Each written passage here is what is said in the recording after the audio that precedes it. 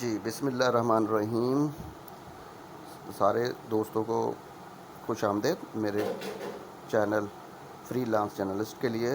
میں ہوں فواد پنوار. آج میں آپ کو پیور آرگینک انرجی ڈرنک بنانے کا طریقہ بتا رہا ہوں. میرے دوستوں، انرجی ڈرنک آپ نے بہت پیے ہوں گے، لیکن یہ جو ڈرنک ہے یہ کینسر، گردے، جگر اور ہیپیٹائٹس، مطلب یہ آپ کے گردوں سے اور مطلب جسم کے پھیپھڑوں کے علاوہ پھیپھڑوں کے لیے اگر کسی کو پرابلم ہے تو اس کے لیے اس میں میں ایک آدھ چیز میں آپ کو بتا دوں گا. وہ اس کا آپ اس میں ایڈ کر لیجیے گا تو یہ پھیپھڑوں کے لیے، لنگس کے لیے بھی طاقتور ہو جائے گا، کیونکہ آج کل کرونا کی وجہ سے لوگوں کے لنگس بھی افیکٹو ہو رہے ہیں. لنگس کے لیے جو باجرہ ہے نا جی، باجرے کی آپ نے اس میں ایڈ کرنا ہے.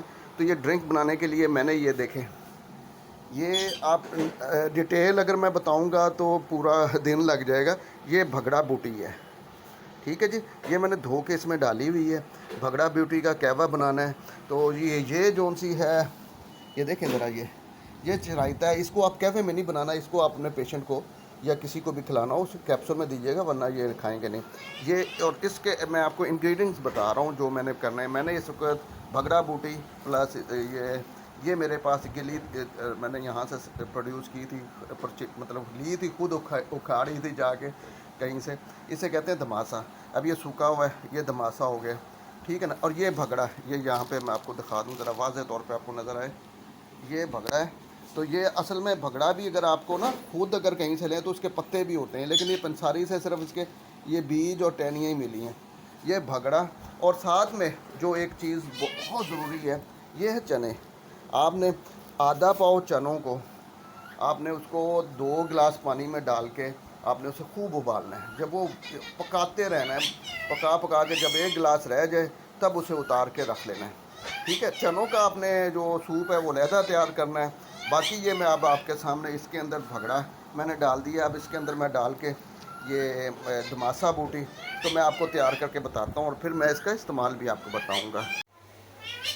جی ناظرین، یہ میں نے آپ دیکھ رہے ہیں اس میں نے تھوڑا سا ہی وہ ڈالا ہے بگڑا اور تھوڑا سا یہ دھماسا بوٹی، اور اسے میں ہلکی آنچ پہ کافی دیر تک پکاؤں گا. اور پکانے کے بعد پھر میں آپ کو بتاؤں گا اس کو. اور کوشش یہ کرنی ہے کہ اس کی جو سٹیم ہو نا وہ اسی کے اندر رہے.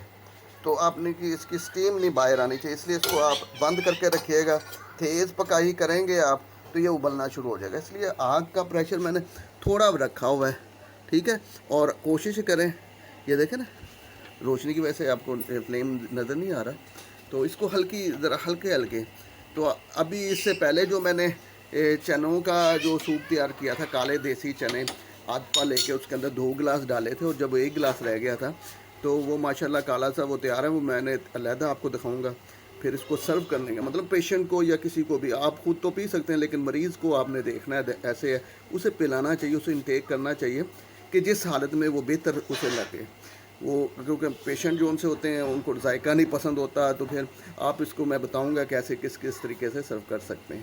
شکریہ. ابھی میں آپ کو یہ بن رہا ہے تو میں آپ کو دکھاتا ہوں. یہ دیکھ رہے ہیں جی ناظرین کہ آپ یہ اس کی سٹیم بھی اس کے اندر ڈل رہی ہے. تو اس کے اندر ایک چیز اور میں ڈال رہا ہوں جس کو سوانجنا اردو میں کہتے ہیں. یہ آپ کو کسی دن سوانجنے کا درخت بھی دکھاؤں گا.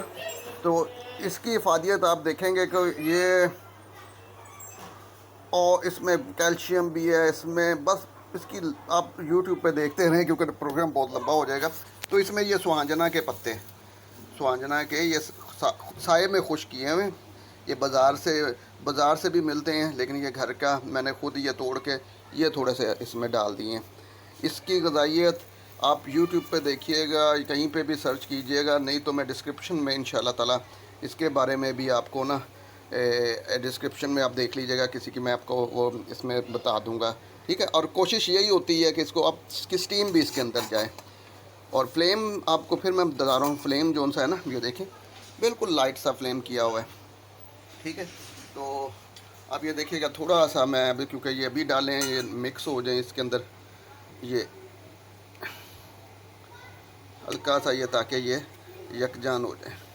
اچھا، جب یہ تیار ہوئے گا تو میں آپ کو بتاؤں گا کہ میں نے جو پہلے اس میں ٹالی کا جو سوپ بنایا ہوا تھا، ٹالی کا جو ایک، وہ بہت ہی اس کے آؤٹ کلاس رزلٹ آئے ہیں کینسر کے اوپر.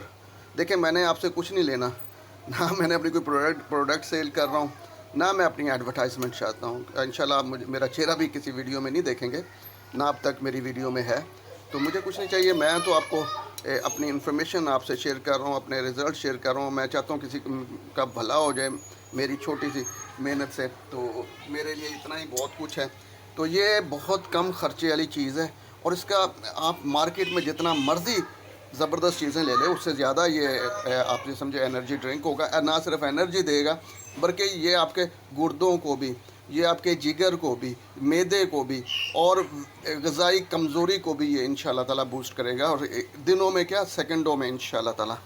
جی جناب، ابھی وہ قہوہ تیار ہو رہا ہے. ساتھ ہی میں نے یہ ایلو ویرا کا پتا اس میں تھوڑی دیر کے لیے کاٹ کے رکھا تھا. یہ اس کے یہ زہریلا مواد تھوڑا سا نکل گیا ہے، کیونکہ ابھی ہمیں پتہ نہیں کہ یہ زہریلا ضرور ہے، اسے استعمال نہیں کرنا چاہیے اس کا یہ درمیان میں سے.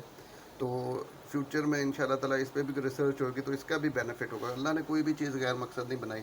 اتنی دیر میں باقی کام ہوتا ہے. یہ اس کو چھیل کے یہ سائڈیں میں اس کی جو سی ہے نا سائڈیں، یہ کانٹے والی، یہ باریک باریک سی اتار کے اور یہ پرت اتار کے اس کا جیل میں نکال کے نا اس کو نا گرینڈر میں کے اندر یا ملک شیکر کے اندر تھوڑا سا نا اسے میں شیک کر کے بنا کے آپ کو دکھاتا ہوں، تاکہ یہ بھی آپ نے انرجی ڈرنک میں استعمال کرنا ہے. میں آپ کو دکھاتا ہوں. جی دوستو، یہ جو سوپ میں بنا رہا تھا وہ تیار ہو گیا ہے. یہ میں نے چھاننی سے اس کو چھان لیا ہے. اس کے اندر اب اس کے انگریڈینٹس آپ کو پھر ایک دفعہ بتا دوں. اس کے اندر سوانجنا کے پتے، اس کے اندر بکڑا کی یہ ڈوڈے سے، اور اس کے اندر یہ آپ کا کیا نام ہے اس کا، دماسا بوٹی. اور اس سے پہلے جو میں نے کیا تھا یہ کالے چنوں کا سوپ تیار کیا تھا. 2 گھنٹے اس کو میں نے ابالا تو یہ اتنے سا سوپ ملا. اس میں ایک اور جو آپ نے بنانا ہے، یہ میرے پاس پہلے کا بنا ہوا ہے. آؤٹ کا لاسٹ رزلٹ آیا اس کا کینسر کے پیشنٹ کے لیے ہے، یہ جگر کے لیے. یہ ٹالی کا وہ جو آپ دیکھیے گا میری ویڈیو میں، ٹالی کا سوپ جو بنایا ٹالی کے پتوں کا. تو اب آپ یہ چیزیں مکس کر کے تھوڑی تھوڑی اپنی، ہاں جو ایلو ویرا کا یہ میں نے ملک شیک تیار کر لیا ہے. ملک شیک نہیں ہے، صرف شیک کیا ہے. یہ وہ ایلو ویرا تھا ایک، اس میں سے نکلا ماشاءاللہ. تو آپ نے ایک آدھی ٹی اسپون ایلو ویرا کی استعمال کرنی ہے. اسے آپ فریج میں رکھ لیں کسی بوتل میں ڈال کے، اور اسی طریقے سے یہ اس کو کوانٹٹی میں تھوڑا سا زیادہ استعمال کریں. اور ساتھ اسی کے اندر یہ ٹالی کا تقریباً 3-4 ٹی اسپون ڈالیں. چنے کا جو ہے یہ بھی آپ زیادہ اس کو بھی تھوڑا زیادہ درمیان میں استعمال کر کے.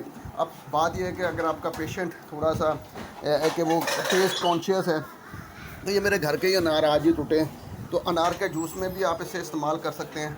تو اگر شوگر کا زیادہ ایشو نہیں، انسولین لے رہے ہیں، تو آپ اس کو 7 اپ کے ساتھ بھی دے سکتے ہیں. لیکن بہتر ہے اس میں تھوڑی سی کالی مرچیں ڈال کے کوشش کریں کہ اسے دوائی کے طور پہ ایسا استعمال کریں. ہاں، جو کینسر کے لیے اضافی جو ایک چیز ہے، یہ دیکھیے گا، یہ میرے پاس پڑی ہوئی ہے چرائتا بوٹی.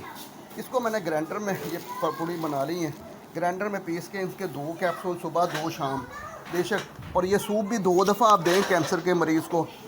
تو انشاءاللہ تعالیٰ دیکھیں، میں نے کوئی اپنی دکانداری نہیں بیچنی، لیکن یہ جو ٹالی کا میرا تیار کردہ شوگر اس کے لیے تھا، جگر کے لیے، جگر کے کینسر کے لیے تھا، اور ہیپاٹائٹس کے لیے تھا. یقین کریں اس سے پیتے ساتھ ہی پیشنٹ کو پین فوراً. اور میں آپ کو بتاؤں، میرے اپنے عزیز ہیں بہت محترم، میرے والد محترم، ان کو یہ ہے انمول سے ٹریٹمنٹ، لیکن یہ یقین جانیے ان کو پیتے ساتھ ہی ان کو نا پینیں ختم ہو گئی ہیں. اور انشاءاللہ تعالیٰ یہ ساری چیزیں اللہ تعالیٰ میرے عزیزوں کو بھی صحت والی لمبی زندگی عطا فرمائے، اور آپ کو بھی. لیکن یہ ضروری نہیں ہے کہ یہ جو چیزیں ہیں یہ آپ مریضوں کے لیے، بھائی جان، یہ اس کو آپ لازمی طور پہ اپنی زندگی کا حصہ بنائیں. آف اینڈ آن کبھی کبھی بنا کے فریج میں رکھیں اور پی لیا کریں. سستی ترین اور طاقتور ترین گردہ، جگر، معدہ.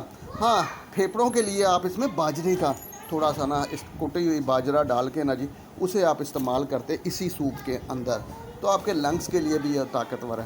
انشاءاللہ اپنی دعاؤں میں مجھے یاد رکھیے گا. پھر انشاءاللہ کسی اچھی بات کے ساتھ آپ کے سامنے پھر حاضر ہوں گا. خدا حافظ.